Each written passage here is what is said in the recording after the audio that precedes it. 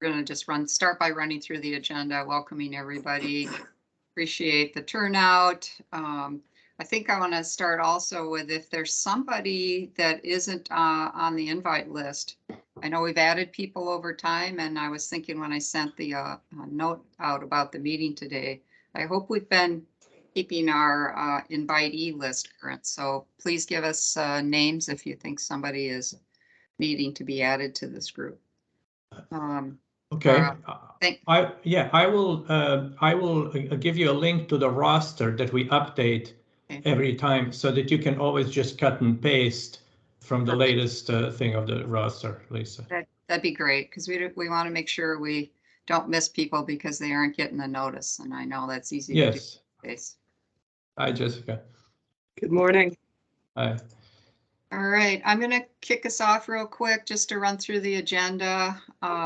As you know, we're at a spot where we've reached some milestones, some really significant ones. We've got some utilities that are getting doing a pilot, and we've got others that are working on special interest areas. And so as a group, we still think it's important to stay together and look at what other things that go along with that we haven't yet gotten to or could tackle as a group, because we all know workforce and change is a constantly changing world for us. And so we're going to have to stay abreast to that. It isn't a, well, we're done with that.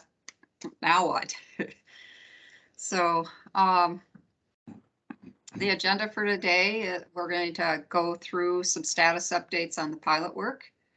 And Cello's going to update us on that. And then we're going to spend a little time together talking about some other team activities and priorities that we could decide as a group were good areas for us to work. And then, of course, update you on what else is coming and let you know a little bit about the schedule. So with that, I'm deeply involved in change right now in my organization. We've had a lot of turnover because of retirements. People hung on. It seemed when the pandemic hit, they're like, well, I can't go anywhere and do anything, so I'll just wait it out. So as the pandemic was winding down, it's like, everybody was rushing for the door. So new people coming in, the importance of getting them acclimated on vision and all that kind of stuff becomes really noticeable. Because if you've had 30 and 40-year employees who've been in the organization that long, there's a lot that's not new anymore for them. So now we have a lot of folks with newness. So the starter question, I think, would be good for us. Cello, do you want to help us with the Mentimeter? Yes. For that? Yes. I thought it would be. Well, so I will get the link to the Mentimeter in just 1 second. I will put it in the chat line. So we've used Mentimeter before. Maybe not everybody that's with us this morning has used it. So Cello's going to give us a link, and you can pull that link up on your phone or on your computer and allow you to respond to a question that we've loaded into the app. And Cello, when you go to the link, it's showing those 3 questions, not the one that's on your screen. How about now? No. Okay.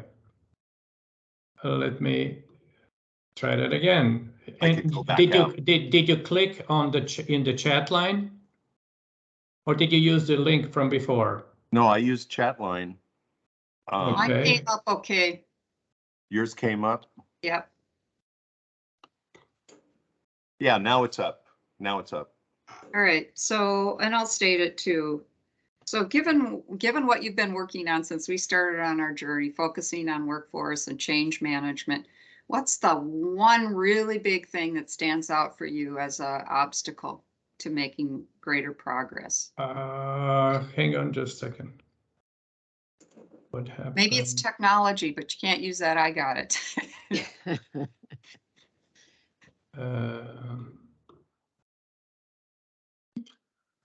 I am not sure when it's on their screen though. If they're doing chat, it's on their screen. You've got it on your screen. You can go ahead and respond, and Cello will get his screen to show. So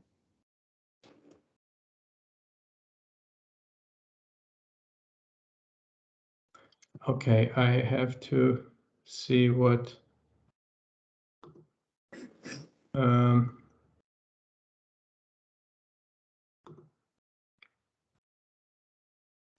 I'll have to see what is going on.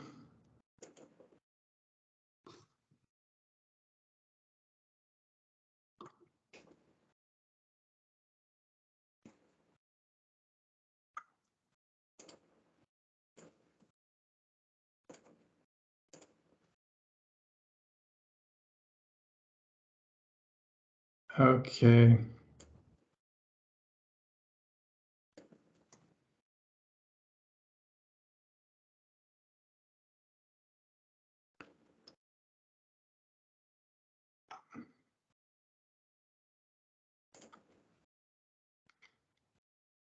Can you see the answers then? Yes, it's showing now. Okay. A lot of good response. Okay.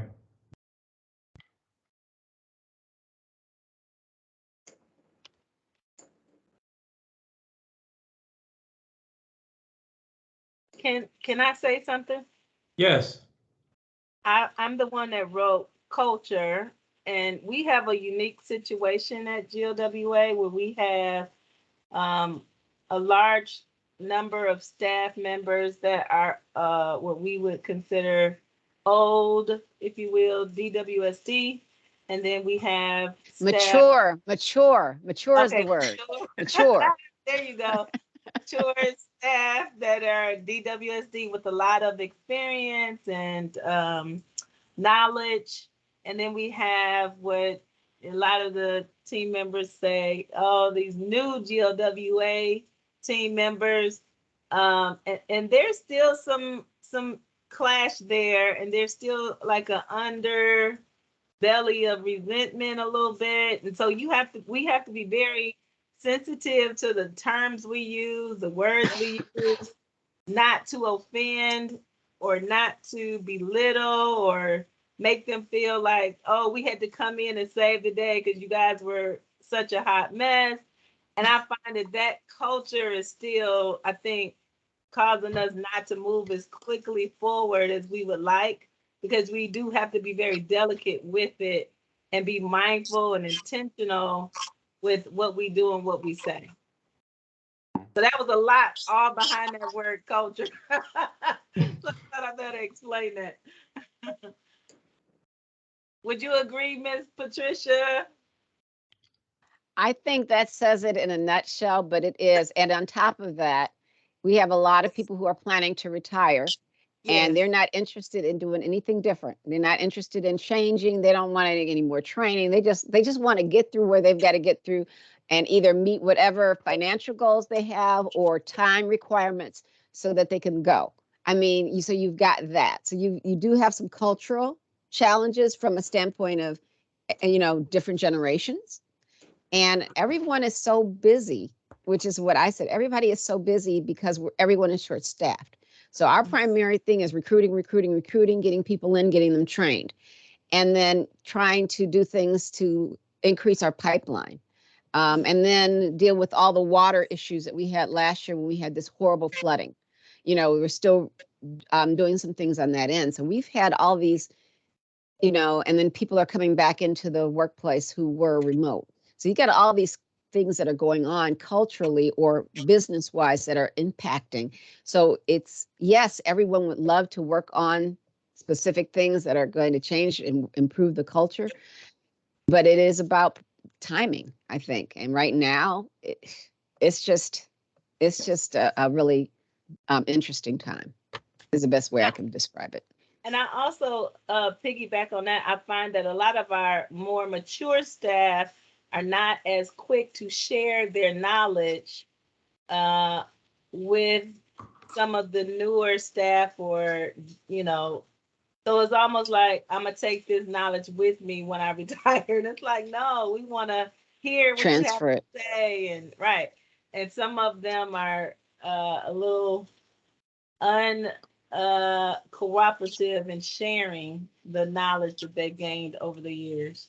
And some of that is because some of them feel, and whether it's true or not, some of them maybe feel that that the newer folks are coming in at a higher pay rate, or they haven't paid their dues, and that's why we have these apprenticeship programs, which are huge, because the whole focus of that is knowledge transfer. So we're getting that in that area, but the rest of the area, to Deborah's point, it becomes a contention depending upon where it is. And so even within organizational development, we're looking on pay equity. I mean, there's just so much that we have going on, trying to do everything that we need to do. And we're in trying to renegotiate collective bargaining agreements. So there's a lot going on, as you all know. I'm sure you all are experiencing certain aspects of it in your utility, depending upon, I just heard you were saying, at least I think it was, that all these people got past COVID and said, I'm out,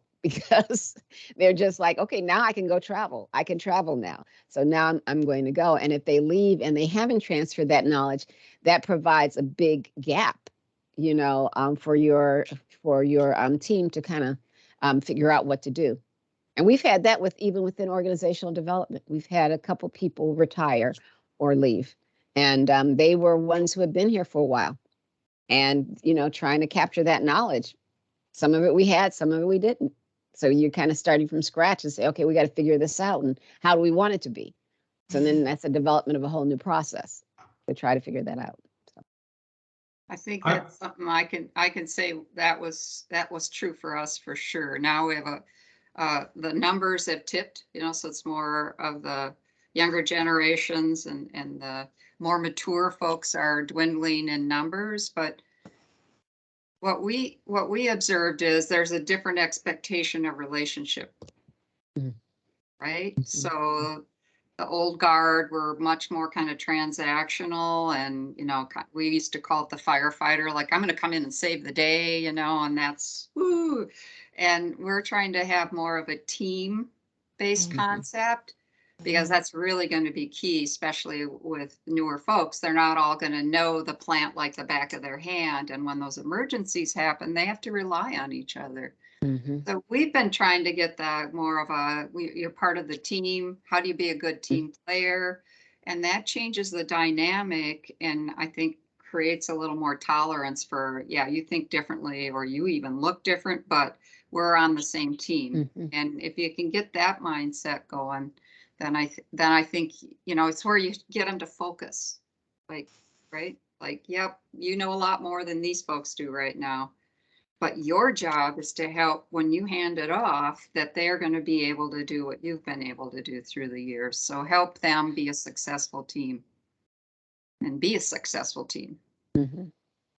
Lisa, you're probably going to want to move on, but there was some commonality in the answers that were, or the challenges that were identified. That was interesting. Yeah, I to that point, I'm trying to think about how we started to shift that. So everybody has to do discipline. It's in some form, right? Progressive mm-hmm. discipline. When we started to shift to where we counted conduct and attendance and performance as 3 categories of what we would potentially do discipline on, then the folks that were really good at getting that job done, but they were horrible to work with, all of a sudden, the stakes are up. And the managers don't feel quite so fearful of saying, well, yeah, you get a lot of great work done, but you can't behave this way. You got to have both things going. And so it kind of empowered our managers to be more responsive, and not feel like those folks that do get the job done are suddenly going to be angry, because they're going to say, what do you mean? We'll see who pulls your bacon out of the fire the next time we have one of these. Because you could say, no, you do a great job, but your conduct stinks. So let's get it fixed. I'm complete. Okay, thank you. Well, I heard what you were saying, and I know with our performance system, we do have our core values, which are basically our common behaviors and accountability. So we do have that in our performance management. And I think sometimes it does allow for the conversation, but there are also times where do I want to put up with this person who can't work as a team member because they know everything, and therefore they're going to make sure that the plant stays operational and nothing goes down, even though nobody wants to work with them? I mean, and so you've got that kind of, I don't want to say it's necessarily fear-based, but in a sense, I don't want to lose that person because right now I need them until I can get the other folks up to speed. So I'm going to tolerate this as long as they're not being completely rude or whatever the case might be. Right. We had a situation where we had one of our apprentices, and it's like this particular person, it's like everyone who's a journey worker is supposed to be able to have an apprentice and, be able to train them. But this one person, it doesn't seem like it's not necessarily they don't want to share, but no one quite meets their standards, I think, that they want to share. So it's like, how do you balance that out without losing this person who has all of that? So it's one of those challenging kind of things. Well, this is a good warm up. I think it's probably a good spot here to let Cello go to the second item on our agenda, which is an update on the pilots. Any last comments? You can throw them in the chat because there's some good thinking going on, and I think that's how we do our best learning. Thanks. Thank you, Lisa. I just was trying to figure out what to do with people like me who are maybe old but not quite mature. But hopefully there'd be a place. I just want to cite one example. We had, when I was at the water district, we had a person who his first job when he came out of the Army, they gave him a BB gun and told him go up to the lake and shoot at birds because they're shitting in the lake. But he eventually got to work on pretty much every piece of equipment. He was extremely knowledgeable, really knowledgeable. They were trying to figure out, how do we keep this? So their idea was to interview David, and they made all these tapes. But the problem is that people in the control room, when the situation gets tough, they don't say, well, that's probably in episode 14, let me go watch. Mm-hmm. So the core element of this project is modeling business processes, which actually documents how exactly we get things done. So it may not be a bad idea to start documenting these processes to the level of detail that we then helpful for the succession planning. Just a thought. Yeah, this is the standard operating procedures and getting that in there, and even the what if situations and capturing that. I agree. Yeah. So this is the situation right now that shows the different utilities who have selected business processes, and then the intention was to be filling in the dates when they would do the tier 1 and tier 2 people assignments and assessments, and then process and technology and things like that. So give me just a second. I don't understand what's going on with my, oh yeah. So overall, this just to show from the assessment tool for business processes and technology, this is kind of the flow that we would start with some preliminary planning and then select the business process, identify stakeholders, assess the characteristics of the business process, the technology. I'm not going to go into detail. Each one of these links to the detail. And then if necessary, and in most cases it is, document the business process so we know we can have a map, and then use BPMN and those modeling notations and techniques that we've been working on to document the business process as is designed it to be. And then when we define required improvements, we can use the results of the people tool, the workforce, organizational culture, and so forth. And then we also have the change management. So that's the overall kind of context for the things that we're doing.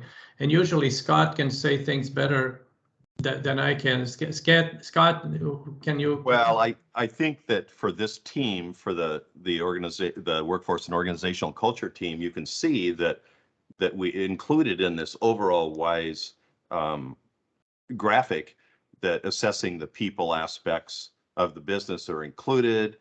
Some utilities are stepping up to do the pilot.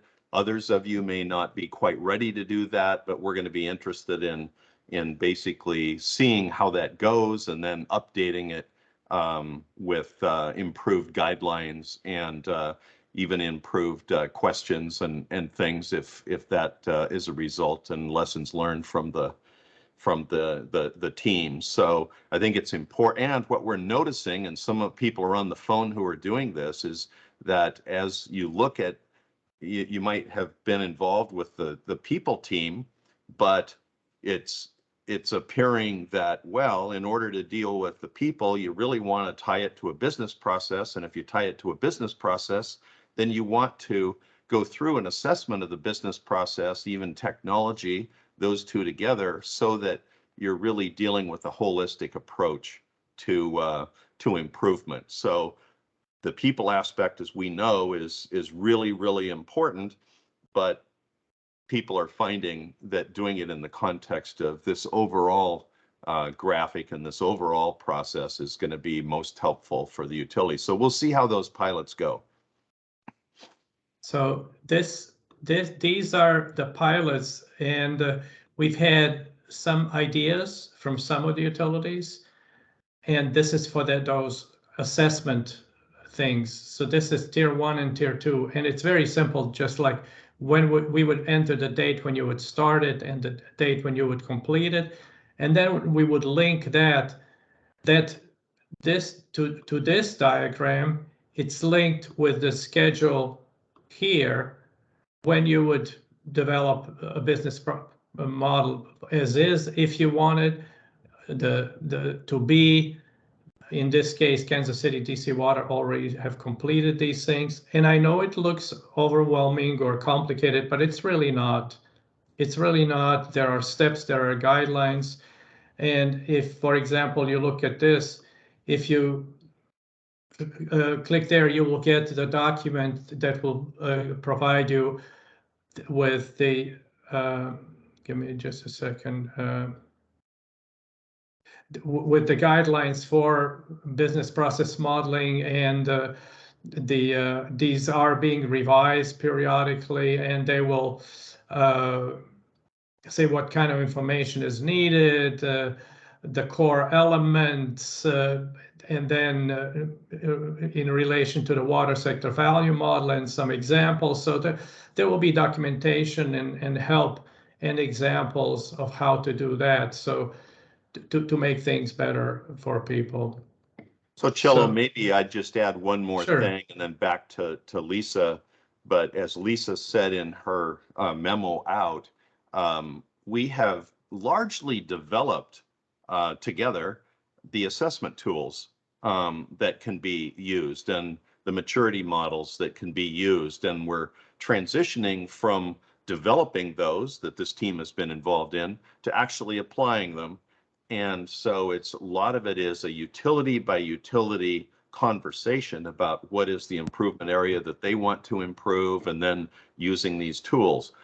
Meanwhile, there are some other potential areas of interest, special interest, topic areas of interest that this team can take forward while this is going on. And we can hear back from the pilot utilities to hear how that's going, and we can refine all of that. But also there's the opportunity for us to, like Lisa introduced earlier, for us to identify a topic area or two that that this team on the workforce and organizational culture side that we want to further pursue. The opener, in fact, that Lisa did is an example. Some issues came up of things that maybe this team wants to take on, but there could be others. So you know, Lisa, you might want to add to that. And then we have a Mentimeter, you know, poll that we're going to go into that helps refine some of your you all's thinking in this regard. So you might want to move on to the 1 minute. Before I move on, I just want to, since Deborah Anderson is here, to say, Deborah, we have a draft for change management, and you will, so that's what we're gonna, a tool. This is just the navigation. So if you can make the Wednesday meeting, we're gonna go through, you know, we're gonna go through these things and what it looks like. And I just also wanted to mention that when it comes to the process and technology, you can see here the identify stakeholders. So this is what it looks like now, but you said that you have a template. So if you have a template, then we can talk about how to apply that template, how to enhance this.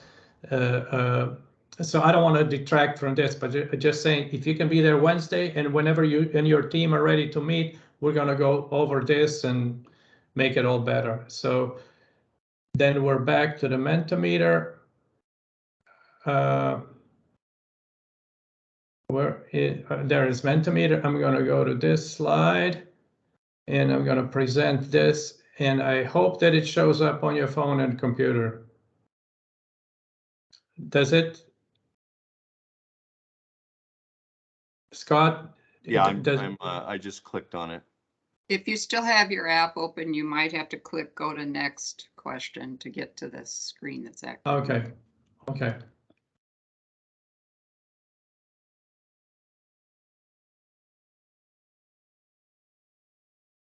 So what's weird about it today is with Teams is, can you see the Mentimeter page or no?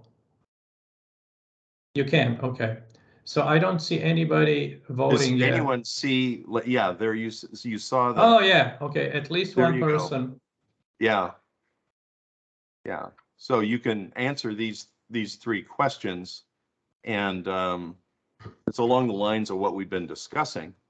You know, are you interested in addressing new workforce and organizational culture topics? Are you interested in hearing from the pilot utilities? And might you be interested in working with the core team to update the people assessment tool and guidelines following those initial pilots? If you are interested in that, and some of you are, then you could actually put your name in the chat, and we can you know, pick up on that.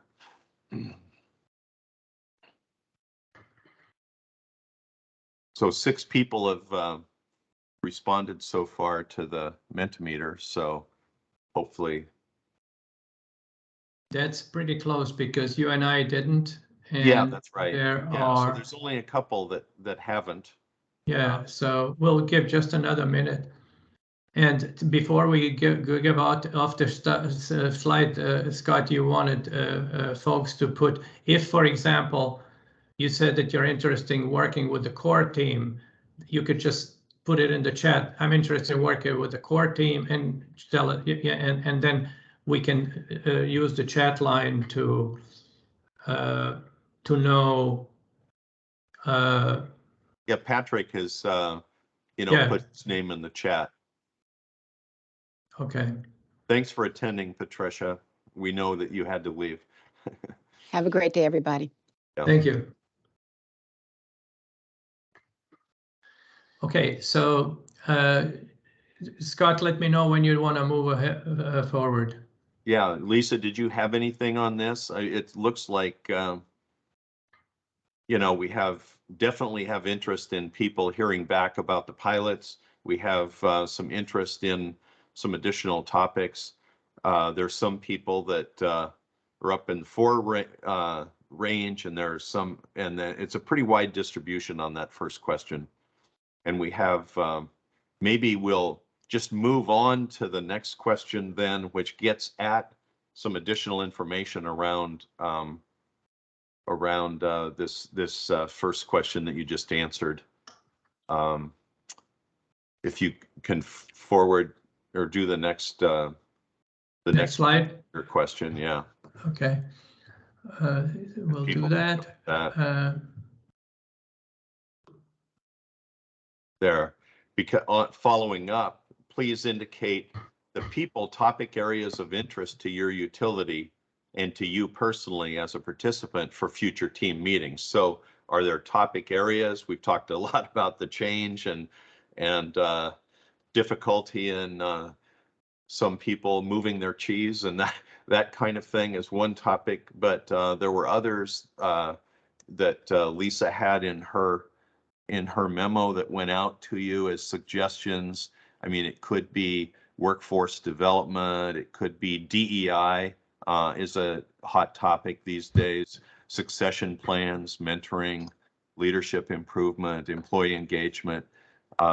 You know, just put down what items of interest that you would have for different topic areas here.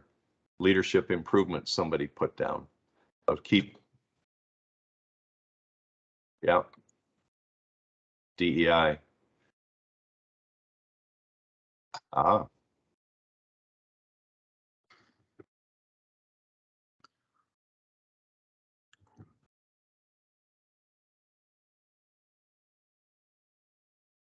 These are all good.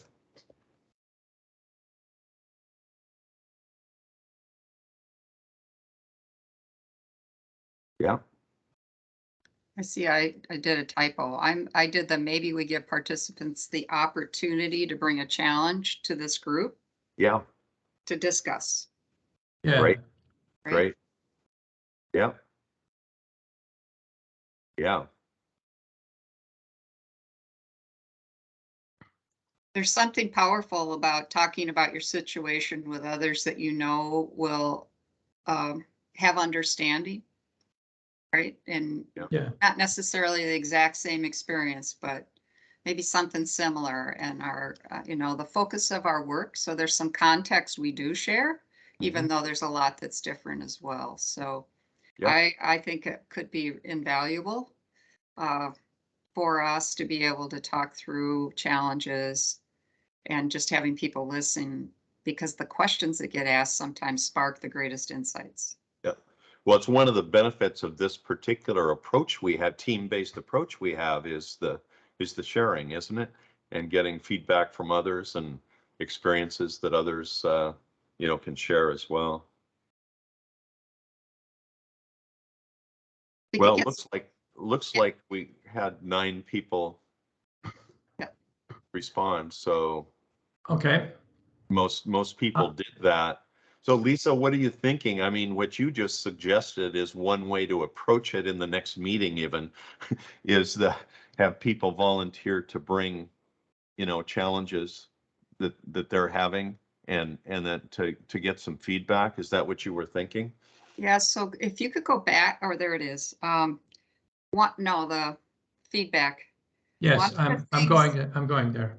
One of the things that I'm finding is we shouldn't rush to, we need to spend more time getting a shared understanding. So if we just took one of those words and had everybody share what their definition of that or what comes to you know, what's their mental model about that, I think we'd find a much broader perspective than you might expect. We kind of all assume that we have the same dictionary definition of something, but it's really shaped by our experiences and our training and, you know, different things of that sort. So we're all going to kind of look at things under a different filter. And that's, I think, where the value of all of us is. We've had different experiences, but there's intersections with what works for the workforce and the meeting of our mission as a utility. So I think this is really actually some really good starting point, and you can see there's connecting pieces. I have a lot to say about breaking down silos in a healthy way because we've been really focusing on that.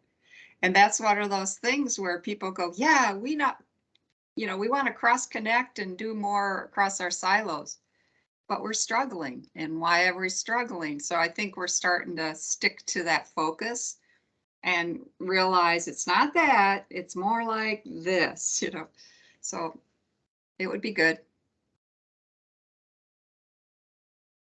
Jessica had a, oh yeah, I see. There was a clarification Yeah, on the B was the question, DEI is pretty well known, but the B and belonging, yeah, so. Good. That's very good.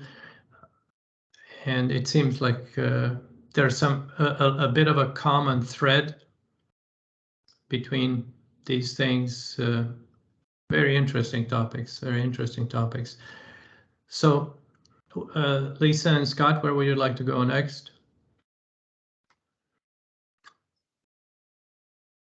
Well, maybe we could get some feedback from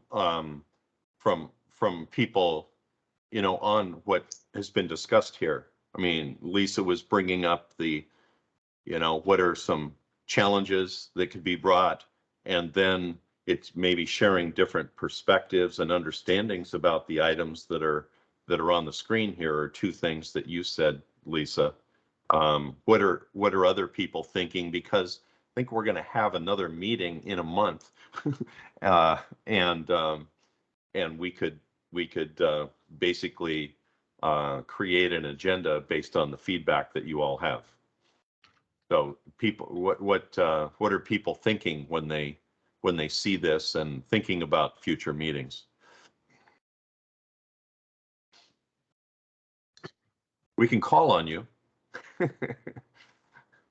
Do you see intersections between the first response, the greatest obstacle, and then what we just did?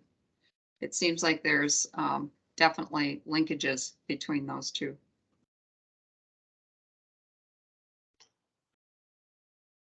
Yeah, Mike Sweeney, you had your hand up, I think.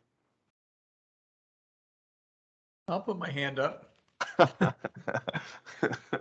just raised your hand for you. Real quick, one thing you're going through regarding COVID, it's not on the screen right now, but or I'm not seeing it. I can, yeah. Yeah, that's okay. It's the impact of COVID. Real quick story. We are faced with, like a lot of folks I'm hearing today, about hiring new people, and but we're growing, not so much replacing, and we need to find productive space for them. We put out an RFP after doing a lot of work with an architect and got no responses, which was startling. So what we're going to have to do is figure out not only what the impact was, but the whole idea of productive space in a optimal ways, where if we don't have to add new space, can we use the space that we've got more effectively? And there's the physical nature of this, but there's also even more so the people nature of it, the team nature of this, that we got to pay more attention to.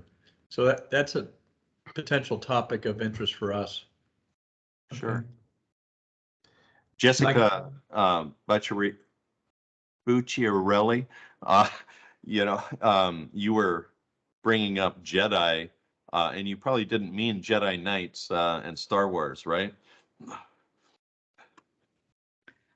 Right, but I mean, there's so much jargon, but some people do refer to justice, equity, diversity, and inclusion. Everybody realizes it's kind of funny because it makes you think of the Jedi Knights, but it's also an important way of looking at that work. I mean, is it ultimately about justice within the organization and in the community? Yep. Yeah. But it makes people laugh too. Yeah. So many acronyms, Yeah. Yeah.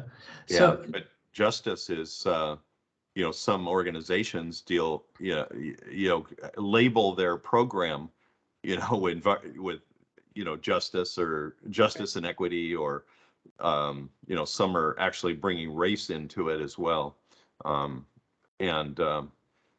That's definitely a topic of interest, most places now. Deborah, you had some thoughts earlier. What's your reaction to what you're seeing here and topics for future meetings?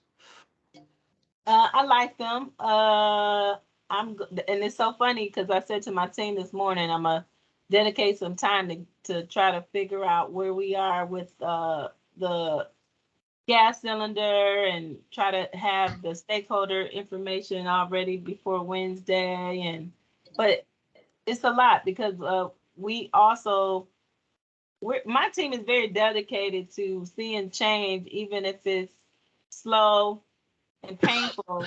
But we rejoice at the small wins that we get. So we've been working on a particular area, and we got an email of somebody saying, "Hey, what you guys are doing is working. You know, there is some change happening." So we're very dedicated to not only this group, but just seeing change take place in a healthy and whole and complete way in our organization. But it takes a lot of work. Oh my God. Lots and lots of work. Yeah. Hey, Philip, you've been participating in a couple different teams, and this being the people team, and just looking at topics of future interest. What thoughts do you have? Well, most of the thoughts that I've read in the mentor meeting, it seemed to be pretty much on point, especially the one that talked about mentioned breaking down silos in a healthy way. That is something that we're currently working on here at DPW. We noticed that people are so accustomed to being in their own little groups or cliques and doing their own little things. And tearing down those barriers, I think, is healthy for the group as well as the organization, if that makes any sense. Yeah. So our plan in the next few weeks, sorry, Scott, No, is go ahead, to interact sort of one-on-one, so not really one-on-one, but the project team with specific utilities. So we're planning meetings with, Clean Water Services with Portland, with each one of these teams to say, okay, with Great Lakes, and to say, okay, how do we make this productive? How do we make some real results? How do we address, one of the reasons we're going to monthly is because we want to increase the level of work between project team and individual members and make progress, and then report on that progress with everybody in the room. So that's kind of where we're going. So we're interested in adding to this list, for your utility of different business process areas in which you want to apply these tools. Meanwhile, we also want to have further discussion at the team level around other topic areas that of interest. And so we're really dealing with these two things with the team. So, Patrick or Jessica Martinez, any further thoughts? Just trying to get your input as well for future meetings.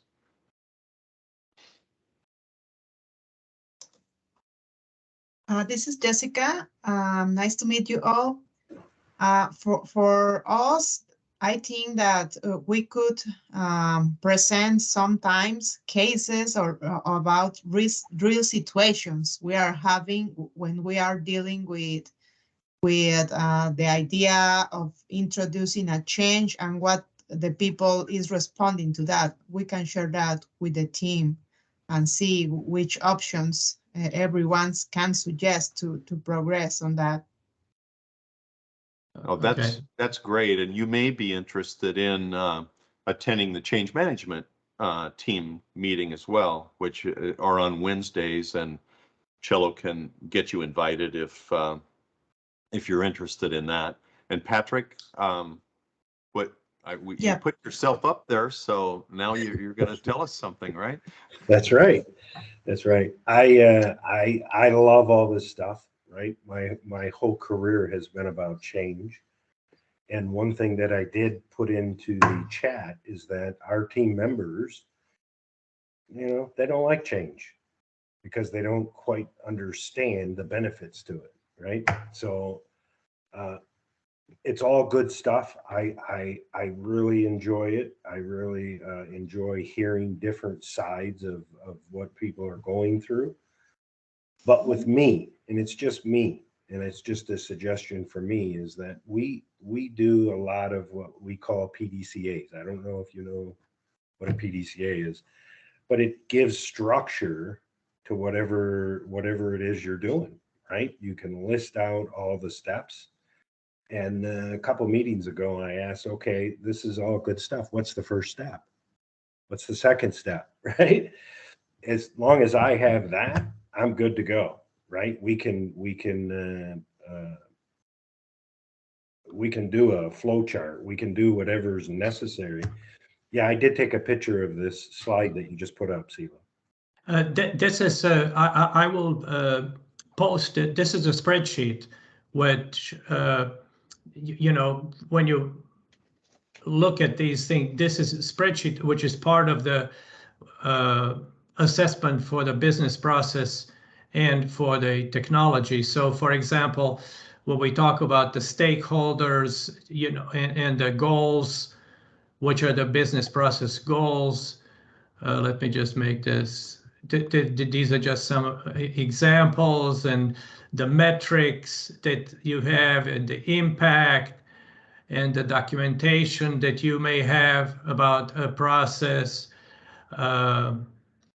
you know, what kind of data you'd require, sorry, you know, how you use the measurements, and then that it would eventually, when, and this looks scary, but it's really just a few meetings with people, but then you would get kind of an idea of, on the business processes, how you stand, you know, what the impact is, what is included in documentation. On the technology, it would show kind of different levels of maturity on the different data and information that you need for this process. So it's a little bit involved, but it's it connects with the change management, because if you know, for example, let me just this is just for the technology. If you would start with identifying, you know, where is the authoritative source for this data, which business unit is responsible for collecting the data, how important is this data, in this case is real-time operational data for that specific project, how do you create it? So this is this kind of, this color of the D column is blue for the business related things, and this for technology things. So these are all the things that are now at our disposals to get tested. And when we get into it, so there will be, what you're saying, a definition and a structure for the steps. And this is the step one and how we go forward. So this spreadsheet I will post, I will post, so that therefore it's just the first page of that spreadsheet is the map that then, you know, links to different things. Yeah, you know, creating change can be very difficult, right? As we all know. And I'm a simpleton, so I don't know how all that works. No. It will have time. I see Roxy has her hand up. Go ahead, Roxy. You're on mute. Okay. I did have a question, sort of. Speak up a little. Oh, I had a question, sort of comment. Can you hear me better now? Yes. Okay. Better. One of the things I wanted to ask is how some of this can be overwhelming, like even as the person that's delivering it to the employees and getting employees engaged. I wanted to know, how do we make it a little bit more simplified so that it comes across a little easier to understand? Because I think I like business process. I like the workflows, the charts, all of that. But I think in delivering that information may be a little bit difficult if you're not used to it. So in presenting the information to the workforce, is that a topic maybe we could add in helping the person like me be able to deliver it in a more simpler simplified way so that it doesn't seem overwhelming or seem difficult to grasp? Yeah, that's a very good point. That's a very good point. And in the past few years, we've been at it for, so we've been drinking the same Kool-Aid for about 5 years now. So some of these things seem intuitively obvious to us, but it's a challenge to present it to people who are new to these things. So one of the things that we would do, and it may be different for each utility. So one of the things that we would plan to do is engage each utility in discussion and see what are their specific needs. And so in this case, we would work with you to figure out what kind of introductory materials would be helpful. And they don't need to understand all of this stuff at once. We can just, since this is the people in workforce meeting, people in workforce tool has 18 questions in tier 1. So it's simply a survey with 18 questions. So we can start with that instead of trying to understand the whole context. Does that help at all, Roxy? I think we're gonna have Yes. to wrap up. Sorry. Yes, I'll let yes. you finish. Okay, yes, it does help. Thank you. Okay, Maybe thanks. we can reach out and talk a little bit offline. Absolutely, absolutely. You have my email. Please just send us an email and we'll do that. Maybe I can leave us with some food for thought. Yeah. Sounds good. All right. So 70% of change efforts fail. That's a statistic that's been out there a lot. What I've recently learned, and I think is an opportunity to think about, if you're going to focus on a low-hanging fruit, right? 33% of that 70% is due to manager behaviors not supporting change. So the first thing you have to ask yourself, is a third of my managers resisting the idea of the change, or do they not have the mental model to change their behaviors? So current mental models are based on an old way, a silo way of organizing things. So we talk about the new way, but we haven't figured out, well, how do I think about approaching and doing my work in the new way? And if you don't have that, you're going to fall back to silo ways of organizing your work. So we have to unlearn that and find new ways to organize our work that isn't based on the structure organization. It's based on the organizing of the work, because how we think of the work is how we do the work. So that's a crossroad I'm at right now with our change efforts. It's like there's really well-intended people that are hurting our progress, not helping. And I think they'd be the first ones to go, what? Like that's not their intent, right? So I think this is an opportunity for us to put our heads together. There's a lot of great minds in this meeting. I'm looking forward to continuing to work with you all on areas that we can learn from each other and build progress in our organizations. Thank you. Thank you very much, Lisa, and everybody. And we'll post the video. I'm going to stop the recording right now. We'll post the video of the recording, but also we want to start engaging